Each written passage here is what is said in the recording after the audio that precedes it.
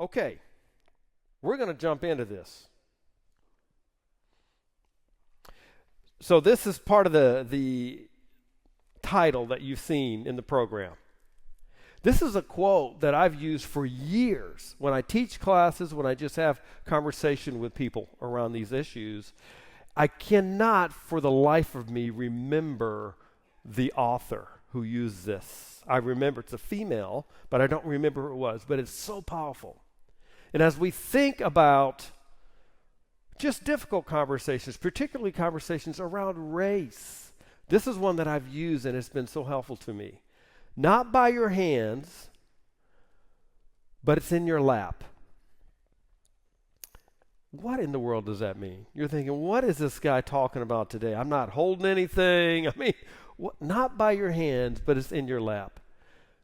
What do you think that means? This is not even a rhetorical question. You can scream out. Anybody just have a perspective of what you think this is referring to? Not by your hands, but it's in your lap. Yes. Think of like leading someone by like taking a child, walking with them, or having them crawl into your lap so they get closer and lean in and get to know you at a deeper level. So you're seeing it from a get closer, know you from a deeper level standpoint. That's not what we've done, but something we're doing. Is that what you're going to say? Who said that? Back here? Go ahead, sir. Similar, I didn't do nothing to make this happen, but it fell in my lap. Oh, I didn't cause this, but it fell into my lap. That's what we're talking about. So when I teach classes in multicultural studies, or I've taught ethics classes and other things, I use this first. I use this statement first. And let me tell you why. When we come into a situation, there it goes. When we come into a situation, particularly when we're talking about race, and even more specifically, if it's in an audience that is predominantly white, there's already barriers in the way. There's concerns about blame and guilt. And not just, for anybody in that audience, but probably for some more than others. And so it automatically prevents honest and transparent conversation from happening. What this is referring to is, listen, when we think about the things that have happened in our country, discrimination, anybody that's been oppressed historically, it's basically saying no one is looking at any of you in this room right now and saying, you caused this. So let's get rid of that part of it. Let's get rid of the you caused this thing. What this is saying is you may not have caused it, but it's in everybody's lap to understand it and to have responsibility to do something about it. That's what this means. This is tremendous. Not by your hands, but it's right there for you to understand and to help address these issues that are still apparent in our society. I think that's so important. So let's get away from blame and guilt and focus on understanding and responsibility. And then when all of a sudden we make that shift and we're having these hard conversations, let's say about race, if I'm focused now on understanding as much as I can understand about where we are with race relations in our country or conversations, and then I take an active approach toward, all right, what can I do about it? What has God given me? Where has He placed me? So that I might have impact in a positive way around these issues. That is a whole nother approach. And we get somewhere. We actually get somewhere. The walls come down. We just have to think about it in that way. I think that's very, very important. All right, we're going to try something. I'm so sorry. All right, some of you have done this before. I'm just going to make a point. We're going to play just a funny little game here just for a second, and I'll make my point. If you've done this before, don't give the answer away. Can you do that for me? All right, so I'm going to flash. There's a sentence. You already saw it just a minute ago. I'm going to flash it back up. You're going to just, to yourself, quiet. You're going to read it silently to yourself, and then I'll give you more instruction.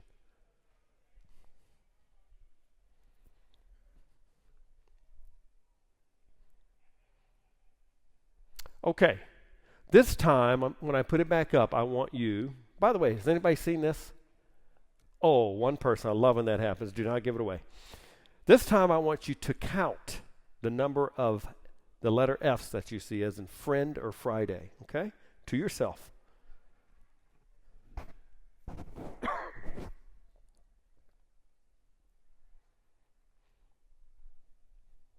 Come on, there we go. Going back too far. This moves very quickly. All right. How many of you raise your hand if you saw 3? Good. How many saw 4? Okay. Anybody see 5? 6? Wow. What is going on? Are we looking at the same thing? We're looking at the same thing. You're thinking it's way too early to be doing this. But let's try it again. To yourself. To yourself.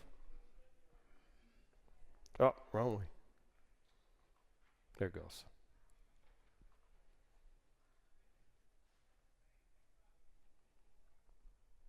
Okay, raise your hand if you saw 3.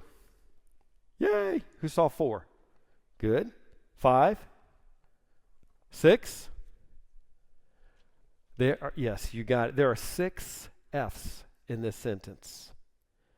There are 6 F's, and you're thinking, really, what is going on here? I'm going to put it back up this time. Now you can talk to each other and help your neighbor figure out the 6. Let's do that. You can talk. What are we missing?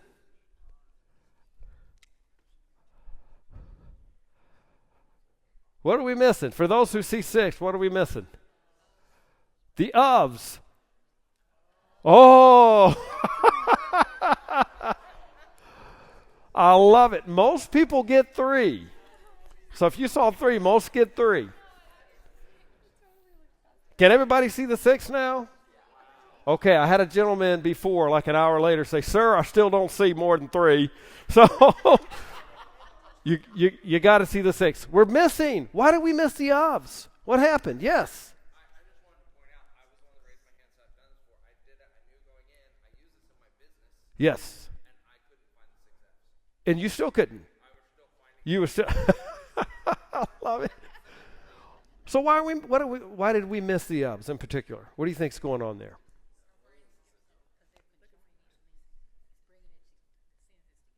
Seeing it together? Our brains kind of skip over it? Why do we skip over it? It's not as important? It's not as obvious? Not at the start or the finish of a word? Yes, we actually don't say even of. We say of, so we almost convince ourselves. But we miss it. Yes, I know it's a silly sentence. It's not complete without the ofs. But here's the point I'm trying to make. All of us in this room, and I would say in this world, have what I would call our blind spots, or things we don't see about others or about ourselves. Somebody else can see it so clearly. They can see something so clearly about me, and I don't see it. Or they see something so clearly about another group of people. It's right there in front of us, but for some reason I can't see it. The point there is that based on how and where we have been socialized, where we grow up, all the day-to-day norms and values and messages that we've heard over time, that causes areas of awareness that we can see things. It also can blind us to things that are so obvious and that are right there. So the whole point is to be cognizant, to be aware that we're just not going to see it all. We are already, everybody, I don't care what race or background you're coming from, we are all deficient in this standpoint as it relates to fully understanding people and groups of people. We have to start from that level of humility and understanding that I may be wrong or missing something about myself or about another person. That is not the greatest, most significant finding in the world. You know this. I'm just simply reminding and saying when we start from that place as it relates to any difficult conversation, but particularly race, doesn't matter what color your pigmentation is, I guarantee you it will change the conversation. and we'll take it in a way that is so much more productive and positive. That is so important. Let me keep moving. So cultural competence. So sorry. Cultural competence. This is so important. I'm not going to give you a long college lecture here, but I think there are a couple pieces that are so important. We have to have some desire, I would say, to really become more culturally competent. Each one of us. The more culturally competent we become, the greater chances that we're going to see those F's in life, those places, those spots, those situations, perspectives that otherwise we would miss. And so there are really two definitions I want to give you, or two aspects of what a culturally competent person does. And I think the more you can do these things, the more I can do these things, it positions us for success and effectiveness in having these difficult conversations. So one is this: culturally competent people are actively in the process. You never arrive completely. It's about constantly being in the process, desiring, working toward. They are actively in the process of becoming aware of their own, I should have actually underlined that, their own values, biases, and assumptions about human behavior in people groups. Notice what happened here. I said nothing, not a whole lot about somebody else's values or perspectives. It's about starting with me. A lot of this message, and it sounds selfish, but I think we have to go there first. I have to actively think about how and where I was raised and how that might impact my biases and my perspectives about other people and people groups. But it is an ongoing process. That's a major part of a culturally competent person, is pursuing this on a daily basis. Culturally competent people actively attempt to understand the worldview. That's the what of the diverse people they come into contact with, and the socio-historical context, the why, in which that worldview develops. So you may know a whole lot about a particular group of people, or you may have heard or read things about a particular group of people. What we miss often, at least in my opinion, is really digging deeper and saying, why do they have that perspective? What is it about their values and how they were raised and circumstances they may have found themselves in that causes a person to think this way or that way? Not only does it create, a deeper understanding, but it also actually creates empathy. When you understand that a person's coming from a situation that perhaps has been difficult or challenging, and they've created some life coping mechanisms and other things in their life, all of a sudden you're seeing those things. You're not just seeing that person has a different perspective than me, and I don't like that. It's so very important to get to that point where we can ask the questions why. What is it about their experience? And by the way, here's a little tip that you know, but I'll say it over and over again. One of the most effective things we can do in any conversation is ask questions. Just ask. I'm curious. I want to know more about why you feel the way you feel. Rather than spending all the time thinking about what am I going to say to prove my point is more right than your point. How about just asking, why is it that you feel that way? That's important. I'm going to keep moving. Let me just share for a minute a little bit about my socialized experience. And by the way, let me give you a warning here. After I share a little bit about mine, we may take a few minutes and just people sitting next to you, I may ask you to share a little bit about yours. I think it's really important to do that. But so you understand where I'm coming from and some of the things in my socialized experience that gave me perspective. Sometimes you just need to hear a story. Everybody in this room has a story. A family story, a growing up story, those types of things. I want to share a little bit with you. And if you know me and you've heard my story before, I see familiar faces in this room, please forgive me for sharing this again. I don't have a great way to do this. If I had a mic, I could just pull it away. I probably should have done that with a microphone. All right, so let me just share a little bit about my situation. I will tell you this. I grew up in a very challenging, poor situation. Born and raised, early life in Tucson, Arizona. Very poor circumstances, 12 children. My father was World War II emphysema and alcoholic and was often in the VA hospital. In fact, here's my father, biological father. He was half white and half Cherokee Indian. So that's my biological background, okay? He struggled. He just struggled. I never called him dad. I never called him father. He was Walter. And he was in the house every once in a while, but most of the time was away. So I really didn't get to know him much. A little later in life, I'll tell you about that here in a minute.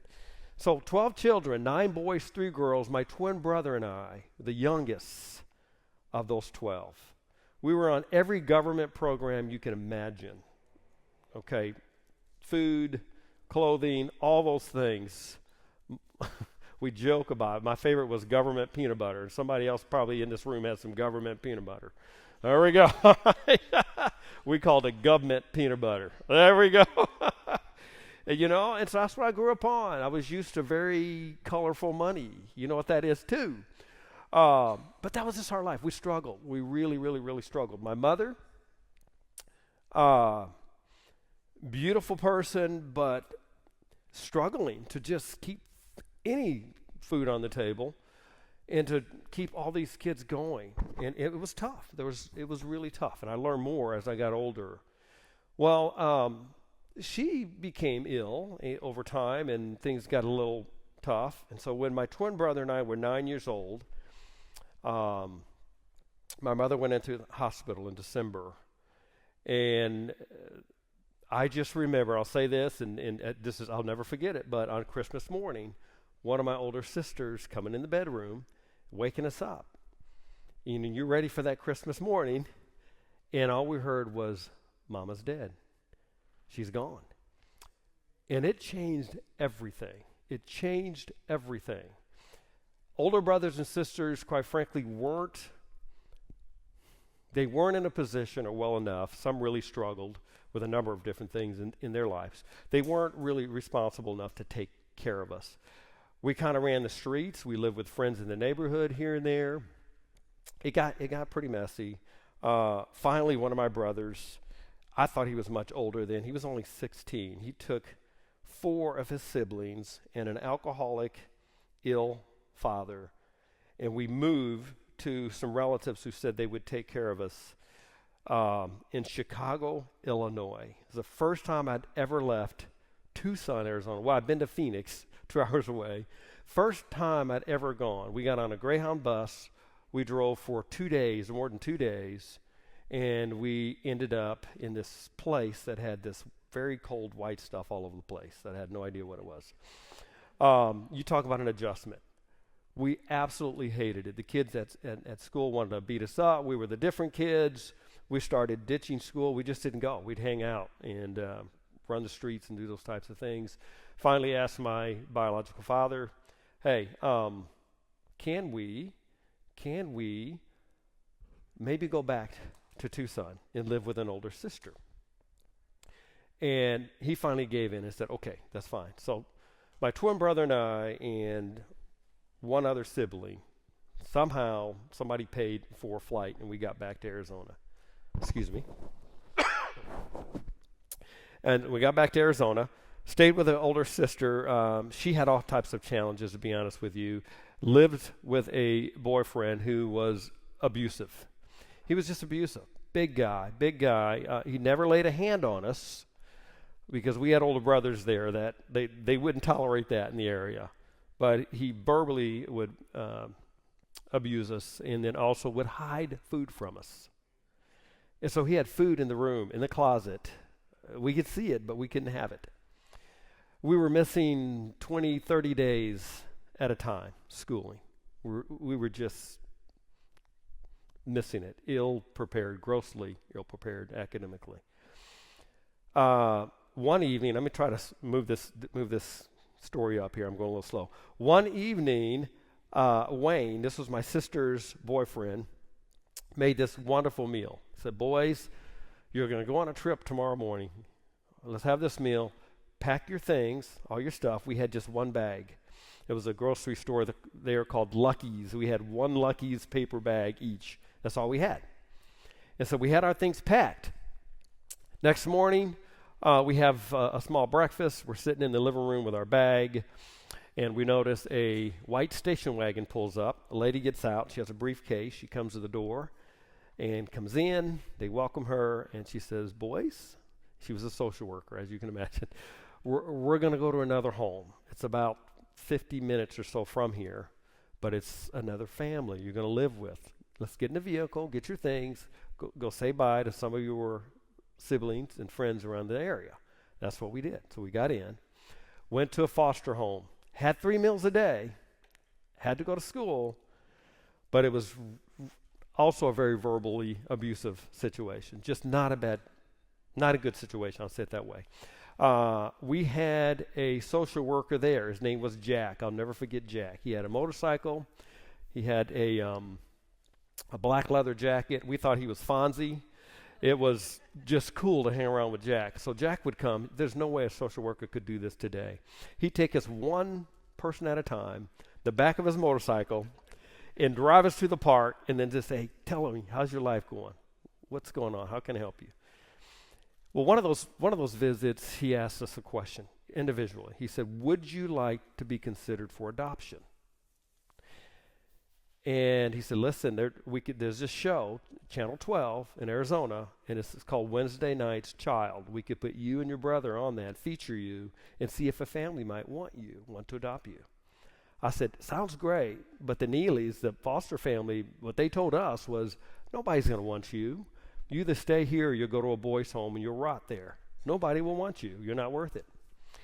That's what we heard. So I'm like, 3 meals a day, I think I'll stay. My twin brother apparently told Jack, I'm out of here. When can I get on the show?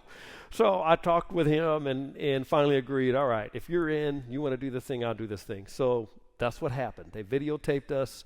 We're 11 years old. We're on Wednesday's Child. Believe it or not, I didn't want to bore you, but I still have that little video of that program. And the Thompsons. I'm giving the story away. Sam and Josette Thompson. I think I've got a picture. Let's see here. There we go. This is an older picture. Sam and Josette Thompson, I guess we're watching TV, Channel 12, apparently. We're kind of interested, and they said, well, maybe we'll just kind of see what happens with these boys. Weeks go by. This is a story we hear later. Sam asked Josette Thompson, hey, have you heard anything more about those twins, those boys? She said, oh, yeah, well, I've got the paperwork here. But she was already way ahead of him and arranged for a weekend visit. So they would drive from the Phoenix area, come to Tucson, pick us up for the weekend. We would never return. They would adopt us. That family, at the time we went to the Thompsons, they had 2 daughters, biological, and then 2 young boys that they had adopted. And then they adopted us a year later. We were 12 years old. That family grew through adoption to 17 children of a variety of racial and ethnic backgrounds, physiological, mental challenges, drug and alcohol exposed, you name it. They would foster another 35 or 40 through the home of a number of different backgrounds. I'm going to show you an old picture. This just gives you a sense. It's really old. That's a family picture. It's not the YMCA or a church group. Folks thought we were everywhere we went.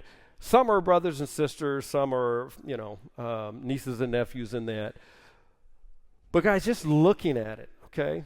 And you're probably thinking, who is, you can see, let's see, so at the very back from the right, the third guy in from the right, that's me. I had hair back then. The guy right next to me is my twin. No, just joking. That's not him. This is the one after him. All right. That's my twin. He's a lot taller than I am, but I'm smarter and more handsome. So we'll take that. But just unbelievable. So they would push us. They pushed us. When we joined the Thompsons, Oh, my. They had a very reasonable home. It was a 3-bedroom. They turned the garage into a 4th bedroom. But they had these things called bookshelves with books on them. Wow. There was a swimming pool. Oh, my goodness, we're rich. We're rich. I remember my adoptive mother, Josette Thompson. She bought us these robes, white robes. I don't know why, but it was just one of those things we could use robes. And we go out in the morning by the pool sometimes, get a clear glass, put our Tang. You guys remember orange Tang? We pour our Tang in those little clear glasses, and we sit at the little table by the pool. And he would say, "Good morning, Bobby." And I say, "Good morning, JR." You guys remember Dallas? That's who we thought we were. So if you've never seen that, it won't make sense to you, but that's who we thought we were. But we moved from a predominantly Hispanic and black neighborhood growing up in Tucson, mostly struggling families economically, to a predominantly white, middle to affluent community in the Mesa, Tempe area. Our junior high and high school was probably 98% white and maybe 90% Mormon. It was culture shock for us, absolutely culture shock. Very ambitious academically. We were in every makeup class. We couldn't get into regular classes. We were that far behind. My parents, Sam and Josette Thompson, made us do math and book reports in the summer, all those types of things. And they knew, we were told in high school, you will be lucky if you graduate. You may not graduate in high school. I had Mrs. Elliott, our librarian, said, don't even worry about graduating. Just find a job somewhere. Man, I want to find Miss Elliott right now and have a conversation with her. I really do. This is not a success story. It's a persistent story, by the way, I like to tell people. There's no way, if you'd asked me back then, that I would have a college degree, certainly not a PhD. I would have said, there's no way I can do it. It was this family and others who surrounded me with the faith in the Lord that said, no circumstance defines who you are. But I learned so much more from this family, and I want to tell you about that applies to our topic here today. Because it is about where we're socialized, how we're socialized, the messages that we get. I learned a lot about people and different types of people. And to be honest with you, probably learned more as it relates to differences, more about circumstance and need than I did racial or ethnic difference. My parents were all about teaching us about culture, particularly my mother, Josette Thompson. She was this little French woman, but she thought she was African, not even black African-American, but African. So she taught us all these things about African countries, but certainly about black Americans as well. My dad was just kind of a quiet guy. He didn't talk much about those things. Let me get back here. Let me wrap this piece up because I just think it's important. There's 3 simple, but I call golden lessons that I think I learned from my adoptive parents as it relates to just people, interacting with people of all varieties and perspectives and experiences. 3 things that I think are critical. One is this, what they taught us, don't assume. We can so easily look at anybody and all of a sudden we have, within the first 7 seconds, science tells us, we've already categorized and made up our minds about that person.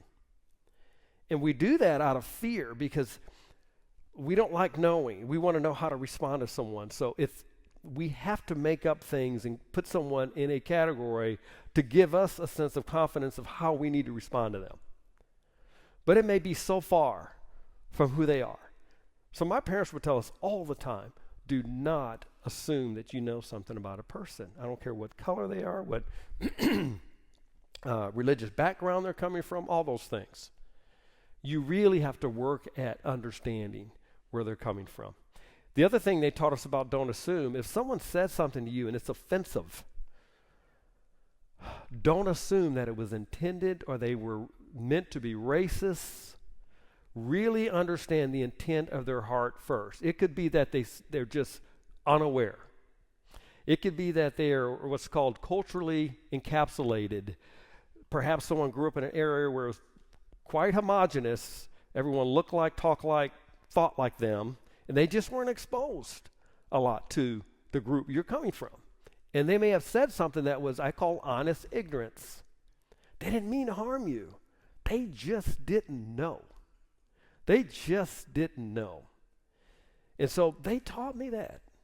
Don't assume. They could have come from a perspective that said, oh yeah, be ready. If this is said, here's the racial justice way to respond. And I'm not saying that's not important too. But they said, first seek the intent of the heart of that person. I don't care what color they are or where they're coming from. Don't assume. This is a powerful thing as it relates to our race relations and our conversations. Don't assume. And that's why it goes back to ask questions. All right, here's golden lesson number 2. Wow, why is this so hard to do this? To say I'm sorry. By the way, when we were adopted at age 12, we grew up, we didn't say I'm sorry. You don't say I'm sorry. It was so hard for us to do that. For those who are old enough to remember Happy Days, Fonzie couldn't say it, right? I couldn't say it. I couldn't say I'm sorry. And they finally broke us down to a point, and it wasn't hard parenting or you're in trouble. It was the lessons in youth group and at church and other things that finally broke my heart and said, wow, I can admit that I'm sorry and still be a whole person. In fact, even more respected for it. It took me a while to learn that. But saying I'm sorry is one of the most powerful things we can do if we offend someone or if we don't know something about a person. Rather than trying to come up with excuses and create that wall again, how about just, I didn't know. I'm sorry. Tell me more. I had a situation, I won't take you through it, in the last couple weeks where I had so much I could say to a person and excuses and had a conversation with that person. It was a tense situation. And the very first thing I said was, I'm sure there's some things I don't understand about you. And if I said or did anything that hurt you, I'm sorry. You could feel the wall just go down. Completely change the conversation. This is not rocket science. These are these internal pieces that God has created in us. He did. Anywhere, and I love to use this, but anytime God tells us to correct or to have a reason for what we believe, what is it quickly followed by? With gentleness and respect. That's a God thing. That's what he calls us to. And it's saying I'm sorry. It's one of the greatest things you can do. All right, here's another one. Laugh. But when it's appropriate. Obviously, we don't want to make fun of something that is just would get into more offense. But how about laugh? How about if someone says something they were just off and it could be taken in a really bad way, but we realize the intent of their heart was pure. Whew. Just a little laugh or a giggle and then have a conversation about correction is a powerful thing. Let me tell you a real quick story. This was crazy. Excuse me. I'm in an interracial marriage. My wife is white, Tanya, and her family. But I think this was the first couple years of our marriage, maybe fourth year. We had a couple young kids in. One of our daughters, we taught our kids at that time. We have 8 kids, by the way. Pray for me. I didn't bring my collection plate with me today, but ranging from 10 to 30. That's our range, 8 kids. But at that time, 2 of our young daughters, we taught them, listen, in the house, we have two trash cans. This was in Arizona at the time. All right, one is white. That's for your regular trash, and then we had a blue one, recycle. We wanted to teach them how to recycle, so that's your recycle. So we go over to a Thanksgiving meal to one of Tanya's brothers' home, and all the family's there, and we're there, and one of my little daughters is, we've eaten or whatever, and people just sitting around, and she's running around the house and through the kitchen and other places, and she's screaming the top of her lungs, "Where's white trash? Where's white trash?" Oh. And one of Tanya's brothers, well, he knew what was going on. He looked at me and said, What are you teaching your daughter? This is hate. This is racism. And he was just messing around. He knew what was going on. But it was just one of those moments. Yes, I was embarrassed. Yes, it could have been taken the wrong way. We died laughing. And we are closer and love each other more for it. But there are circumstances and situations that can come up in our lives where we're going to embarrass ourselves. Okay? How about intent of the heart, let's relax. If it's appropriate, laugh about it. But let's give each other a break. That's all I'm suggesting here. And these are lessons from, again, these parents that took care of all types of kids from all walks of life. White, black, Hispanic, Indian, you name it. All over. And these are just basic godly lessons that I'm telling you now as an educator in my work in higher education for 26 years and also teaching in these areas. I could come with all kind of theory and this and that. But I'm telling you, and I'm trusting God right now. I thank him for what I went through. I would go through all of that. I would go through being at the lowest academic prepared remedial level to becoming an honor roll student. I would go from very poor circumstances to some, I would call it affluence, middle class. I would come from all these various religious backgrounds that I got to experience in my life before being baptized at a Church of Christ in Mesa, Arizona. You name it, all these different circumstances, and I'm thinking, God, look what you just did. You would have me working in a college setting for my career where there are people coming from all walks of life, various religious backgrounds, socioeconomic, racial, ethnic, academic readiness.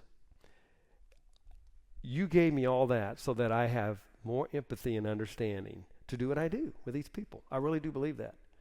But a combination of that and what my parents taught me, I feel so much more equipped, not because I've learned all this academic theory and conceptual things around race and race conversations, but just being human and thinking about the things God gives us. First of all, starting from a place of humility. I may be missing something. I don't know it all. I could be wrong. And if I'm wrong, I can say I'm sorry. And if I still don't understand, I can simply ask someone, tell me more about your perspective. And then say, thank you. Can I share my perspective and why I feel that way and where it came from? That is powerful. This is how we have difficult conversations. We don't have to go in with I've got it all figured out, my point against your point. We can go in with this greater depthful aspect of let's connect where God wants us to connect first. And then we can work through these other issues, even if we don't agree with everything at the end of the day. That's it. I mean, there's tons of books and things out there on racial reconciliation and race relations and conflict and hard conversations. But these are just simple things. These are just simple things. This goes until what time? Help me out. We have 15 minutes, is that right? I want to make sure. 10 minutes? Here's what I want to do, just for a few minutes, okay? Find somebody next to you, or maybe someone you know or don't know, and just for a few minutes, talk about something in your growing up experience, your socialized experience, that helped you become a more culturally competent person, understanding people who are different than yourself. It may be a socialized experience that you think blocked that or gave you some blind spots. I know that's a hard conversation, and you can spend an hour on that, but maybe just share a little bit. What is it about your growing up, where you grew up, values or perspectives in your home that either helps you with this or you think, I had to work a little harder because this is what I grew up in. Not by your hands necessarily, but for you to understand and have responsibility for. Take 5 minutes and do that. Well, I'm going to pull it back together in just a few minutes. But if we can start with this is who I am and the whys, and I don't know it all, it makes those conversations easier. but we have to have them. We have to have them. Well, thank you again for listening. I want to close this out in a prayer, and then you'll be on your way. I really appreciate your engagement. Would you bow?